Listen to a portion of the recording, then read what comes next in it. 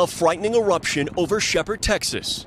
There's some type of chemical plant that's blown up. They're requesting our assistance. Plumes of black smoke billowing from a chemical plant this morning after an explosion shaking the small town about an hour north of Houston, injuring one employee. Pretty scary not knowing what's burning out there. The explosion sending a fiery plume so high, the black smoky haze could briefly be seen on satellite. Authorities issued an immediate 5-mile shelter in place, evacuating an area school as crews shut down a state highway. A familiar sight around these parts, a plume of dark smoke settled over the Houston area yesterday after yet another toxic chemical explosion. Now lawmakers are demanding better regulations and environmental protections. I almost don't even know where to start with this story because my brain is just flooded with thoughts and feelings and frustrations. But a good place to start is always with the facts, so here they are. The chemical explosion actually took place about an hour north of Houston in San Jacinto County. It was at the Sound Resource Solutions plant, which makes solvents for paint remover and glue. Anyone who has ever dealt with glue and paint solvent knows that those are some pretty harsh and volatile chemicals that need to be treated very carefully. The explosion was apparently triggered by a forklift, creating a giant plume of smoke that looked like, I don't know, like an F4 tornado. Quite a sight for Texans driving along Highway 59. So some of you might know that I live in Houston, but I'm on the south side, so this time I was pretty far away from the explosion.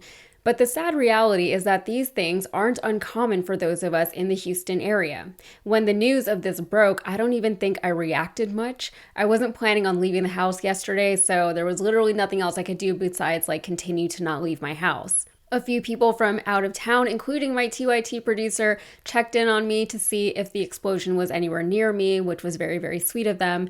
But those check-ins kind of reminded me that, oh, this isn't normal, or it's not supposed to be. As a Houstonian, these chemical explosions have become somewhat normal. We're used to carcinogens being kicked in the air only for our local officials to tell us everything's fine, because honestly, what else are they going to say? It's already out there. We're already breathing it all in. There's only so much anyone can do about a thing once it has already happened. So then you have to ask, what can be done to prevent it from happening in the first place? Why does it keep happening? On the Houston subreddit, someone posted a Google review for Sound Resource Solutions from a few months ago. The review said, quote, "This company does not mix correctly. They take shortcuts. The owner knows and does nothing. The so-called supervisor is a bully and will make the workers take the shortcuts even though he knows what it could do. The owner knows that as well and continues to not do anything. So many safety hazards at this job that was also brought to the owner's attention and still nothing has been done. They will be reported." In 2019, Houston made international headlines for another plume of smoke that came out of a petrochemical plant in Deer Park, Texas, which is on the east side of Houston. The fire burned for 3 days. I remember being downtown on a balcony outside that day and seeing a strange cloud across the sky, only to find out that it was a big cloud of chemicals. Fast forward over 4 years later, the U.S. Chemical Safety and Hazard Investigation Board published a 100-page report stating that the plant could have taken several steps to prevent the fire not only from happening in the first place, but also from escalating. The report said that the fire, quote, significantly impacted the environment. And by the way, this was after local officials told us everything was fine. There was benzene in the air and in our water, but everything was fine. Local birds and fish were dying, but everything was fine.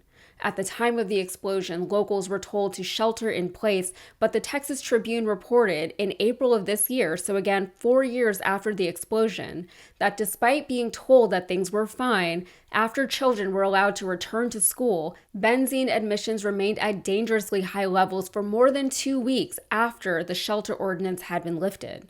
The Texas Tribune also reported that the EPA and the state of Texas were aware of the risks of this particular petrochemical plant, and they did little to nothing about it. Another fire this past May, also in Deer Park at the Shell facility, resulted in yet another plume of carcinogens in the air, and it sent 5 workers to the hospital for quote-unquote precautionary reasons.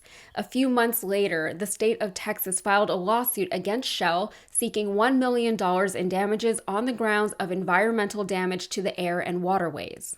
So a lot coming out of Deer Park, Texas. Deer Park isn't too far from where I live. I have friends who live there. It's very much an oil and gas town. The place looks humble enough, but the people who live there actually earn competitive salaries because a lot of them work at the plants. Oil and gas pays very well around these parts, but the risk is built into the salary. People who live on the east side of Houston along the ship channel, which is where most of the plants and refineries are, actually have a much lower life expectancy than people who live on the west side of the city, not even an hour's drive away. Something that tends to come up whenever these stories break is something called regulatory capture, which basically means that regulatory agencies that are put in place to protect the public interest become compromised and infiltrated by the very people they're supposed to be regulating against. In other words, it's bureaucratic corruption. Then there are constant debates between whether or not big government is better than smaller government in terms of protecting the public interest, i.e., the environment and public health, versus protecting economic interests, some of which include public interests like jobs and wages. Something you'll hear a lot from right-wing conservatives is that regulation is bad for the economy, that it hinders corporate growth while doing little to actually protect people from the harmful effects of said growth. The more liberal left wing will say that regulation is needed to prevent these corporations from running amok with little concern or regard for the environment. Something that I think both sides should, at least in theory, be able to agree upon is that regulatory agencies themselves aren't perfect. Government agencies are not perfect, they're run by people, so they are susceptible to corrupting influences. However, the response to just do nothing instead is simply not tenable, and for those of us living along the Gulf Coast and in other similar areas, it is an ongoing fight between humane environmental practices and corporate interests. All right, there's a lot more that can be said on this topic, but I will leave it there. If you got anything out of this, please like the video, subscribe to the channel, and check out my podcast, Modern Context. Thank you.